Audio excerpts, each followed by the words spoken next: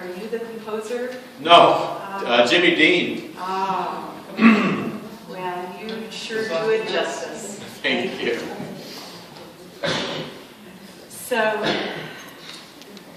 it's Mother's Day, and my original talk title was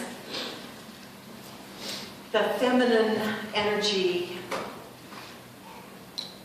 What was it? I don't remember, because I changed it. Truth be known. I wanted to get more personal with Mother's Day and our relationship with Mother. So by the end of this message, I know that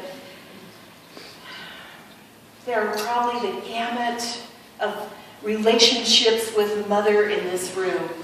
Some of you have mothers who are on this side of saintly, and some of you have had challenging relationships with Mother. And what I want for you is that at the end of this service, that you will increase your love and appreciation for your mother, no matter what that relationship was. Now, I was fortunate. I wrote a piece about my mother that got published in this book called Celebrating Moms and Motherhood. And when I read the book, it was all about lots and lots and lots of stories about moms who took their kids, the whole neighborhood full of kids everywhere, and baked cookies for them, and their house was the hangout for all those kids. Or the mother who was dying of a disease and still was a volunteer at the school, teaching kids literacy. And that wasn't my mother. My mother didn't fit the bill with that. My story was different. But nevertheless, I'm going to tell you my story. Part of it anyway. You see, my mother was highly unconventional. And when I think of the attributes of my mother, which there were many, the one that comes foremost to my mind is that she was nobody's doormat. Nobody, nowhere, no how took advantage of my mother. And a case in point is the day that my mother confronted our next door neighbor, Sally. Sally was the mean lady on the block. If your ball went in over the fence into her yard, it wasn't your ball anymore. She took delight in making people miserable. And on this particular day, she was doing a darn good job. You see, she had set her sprinkler right at our property line and turned her hose on full blast, and she watered not only her own lawn, but she was also watering our driveway. So anytime we went up or down our driveway, we got soaking wet. Well, my mother wasn't going to stand for this. So she marched into Sally's yard and she moved that hose just enough so that our driveway wasn't being watered. Well, this was unreasonable to Sally. So Sally came out of her house and she moved the sprinkler back. Now, my mom was a tough cookie. That was her expression. My mom was a tough cookie. And she was known for speaking like a sailor. I kid you not. So, someone who is not going to be taken advantage of has kind of the qualities of a sergeant. Or if you're in the Navy, what would it be, Larry? I don't know. Oh, okay. He was a Marine. Chief Petty Officer. She was the Chief Petty Officer. So she went over to confront Sally. And she used her sailor language and told Sally to keep her water in her own yard. And Sally gave her a push to get her off the property, and my mother pushed back. And before you knew it, they were pushing and pulling each other's hair, and the lawn was wet, so they slipped and they were rolling on the ground, cursing each other and punching each other. And they drew a crowd of neighbors. Those neighbors came out, and they were rooting for my mom. Come on, Bev! Get her, Bev! Because no one likes Sally. And I stood there, I think I was 8 years old. I was absolutely mortified. Oh my gosh, a mom doesn't behave like that. How did I know that? I faithfully watched Leave It to Beaver every week. June Cleaver! Can you imagine her doing that? June Cleaver would be in the kitchen in her pearls and high heels making dinner for her family, right? This is when I first realized that my mom was an odd duck. She weren't your average mom. So, who won the fight?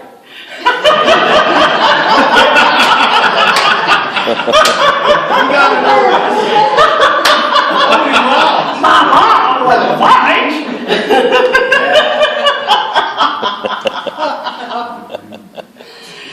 Oh my goodness. Well, with this awareness that my family was different, my family was actually rife with dysfunction. For example, my mom married a whole bunch of different guys. She married and divorced and married and divorced and married and divorced and married and divorced. And we were always moving, always moving. I was always the new kid on the block, the new kid in school. Was that easy? No, it was hard. It was so hard. So we'd get a new daddy with his kids. They would come and they would go. And some of those dads weren't so nice. And some of those dads were wonderful. It was about 50-50. But in spite of that dysfunction, well, maybe because it was dysfunctional, I was on a roller coaster ride in my relationship with my mother throughout the years. And it was more like, I love you not. I love you not. And then one day I got the call. My sister called me at work with bad news. Now in this moment, this is when I discovered why the messenger of bad news first asks, "Are you sitting down?" before they deliver it. My sister did not ask that question, and I was not sitting down. When I took the phone, she blurted out, "Sandy, Mom had a heart attack, she's in the hospital," and my knees buckled with the shock of that news. And fortunately, as I fell, there was a chair right behind me. I was so shaken. My boss had to drive me to the hospital. And on the way, life with Mom flashed before my eyes. And I remembered, as a little girl, my mom would rock me in the rocking chair and sing lullabies. And my mom recited poems. She had America's best poems. My favorite was The Gingham Dog and the Calico Cat. And when I was about 9 years old, my mom taught me how to dance the bop. So she did the swing in her day, but she taught me how to do the bop. So I was ready to go to my first bop party. And you know what? Nobody else there knew how to do the bop, but I did. And I've loved dance ever since. My mom was yes, she's gone now, but she was an accomplished artist. And she taught me a lot. I remember I used to make these timid little feathered lines, and she'd say, Sandy, put that pencil on that paper and draw a bold line. And so I did. And my mom, she was as generous as they come. If one of the kids unexpectedly brought a friend home for dinner, she never said, there's not enough. No, whatever we were eating that evening, she made it stretch so that there was plenty for all of us. And my mom was always there for anybody. If I needed to talk to my mom and she was in the middle of reading her Stephen King novel and it was at a really good place, or she was watching her favorite television show, if I came and needed to talk to her, she would set it aside right then and there because I was more important. For all the dysfunction, I know that my mom loved me. So my mom may not have been June Cleaver, but she did fit the bill, according to the song that Michael just sang, and also according to the criteria of a good mother as described by the humorist Irma Bombach. Anybody remember Irma Bombach? Wasn't she great? When God created mothers, when the good Lord was creating mothers, he was into his 6th day of overtime. When an angel appeared and said, you're doing a lot of fiddling around with this one. And the Lord said, have you read the specs on this order? She has to be completely washable, but not plastic. Have 180 moving parts, all replaceable. Run on black coffee and leftovers. Have a lamp that disappears when she stands up. A kiss that can cure anything from a broken leg to a broken heart.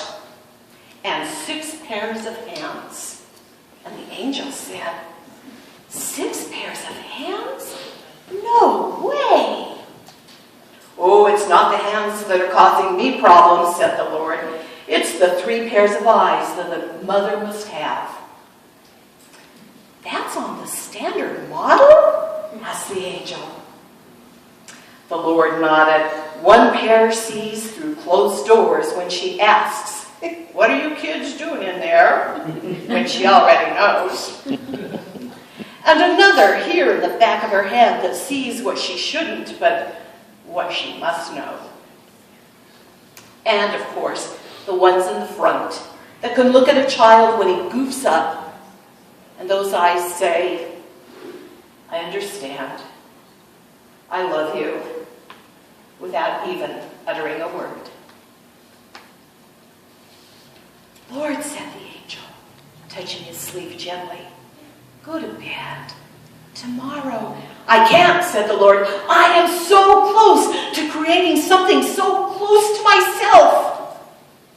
Already, I have one who heals herself when she's sick, can feed a family of 6 on 1 pound of hamburger. And she could get a 9-year-old to stand under the shower. The angel circled the model of a mother very slowly. It's too soft, she sighed. Oh, but she's tough. You cannot imagine what this mother can do or endure. Can it think? Oh, not only can it think, but it can reason and compromise, said the Creator. Finally, the angel bent over and ran her fingers across the cheek. She said, "There's a leak. I told you you were trying to push too much into this model." "Oh, it's not a leak," said the Lord. "It's a tear." "Well, what's it for?" "It's for joy and sadness, disappointment and pain and loneliness and pride." "You're a genius," said the angel. And the Lord looked somber and said, "I didn't put it there."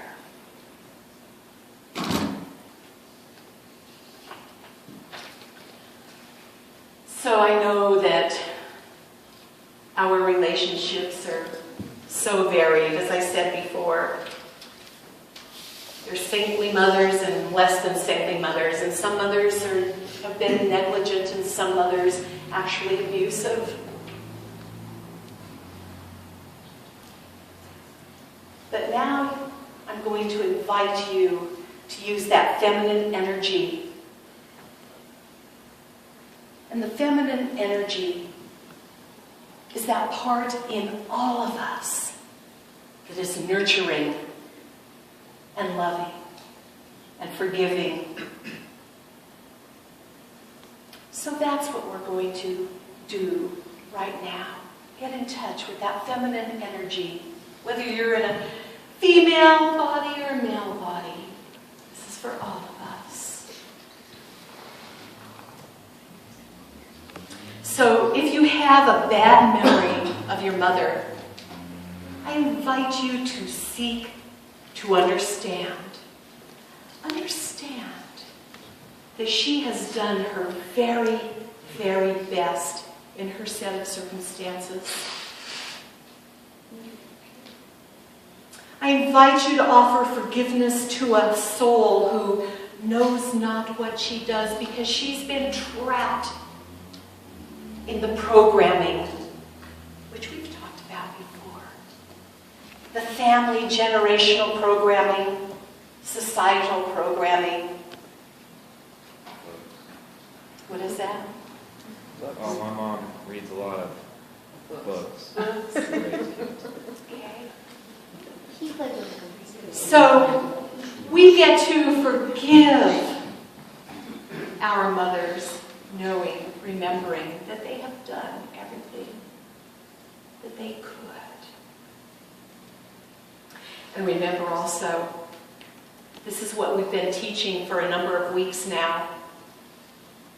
Everybody who is in our lives, for a moment or for a lifetime, they are our what? Teachers. And what do we get to learn when it's a less than perfect situation? We get to learn forgiveness. And what's our only purpose for walking this earth? To love. And to love is to forgive.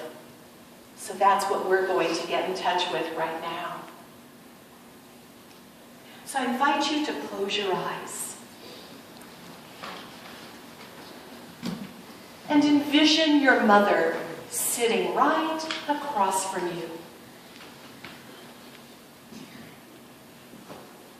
And look into her eyes and see her looking into your eyes. And hear her say, "I love you." And you tell her, "I love you."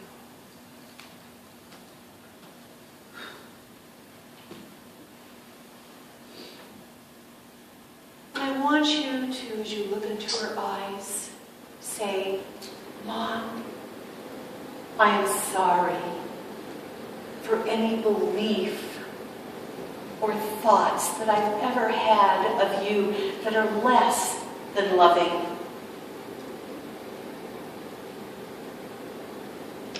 I am sorry for any words I've ever spoken or any deeds I have ever done that are less than loving.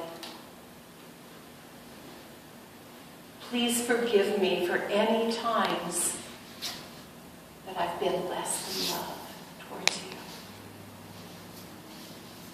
Thank you. Thank you for forgiving me. And I love you. I love you as the child of God whom you are. I love you for this opportunity to forgive. I love you for giving me life.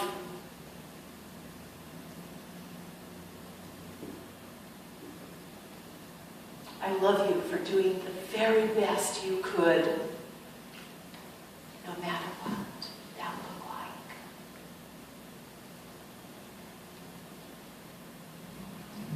And she says, I accept. And now I want you to bring to mind a time when your mom, or a way in which your mom has blessed your life. Bring that to mind right now.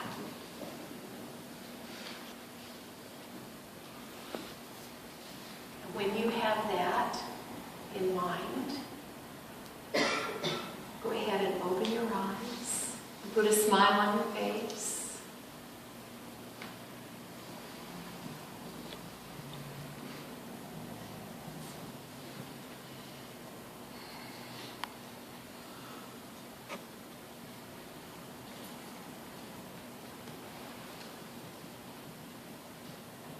I have to tell you that my mom did not die 20 years ago.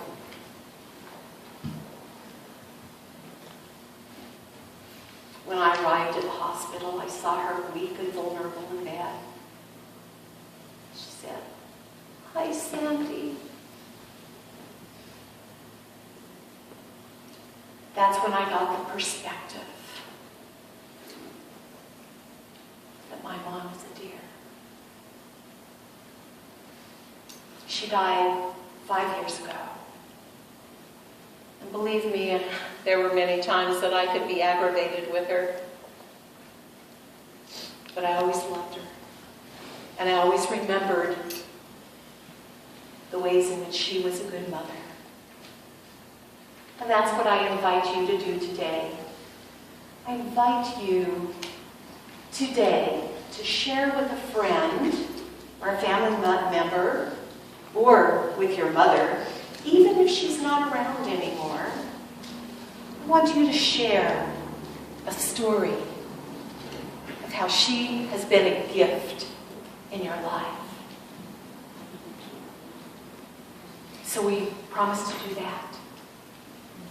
And I also invite you to ask, before you even share your story, I ask you to ask a friend or family member to share a story with you about how they have been blessed by their mother. Let's share those stories. Happy, blessed Mother's Day. Namaste.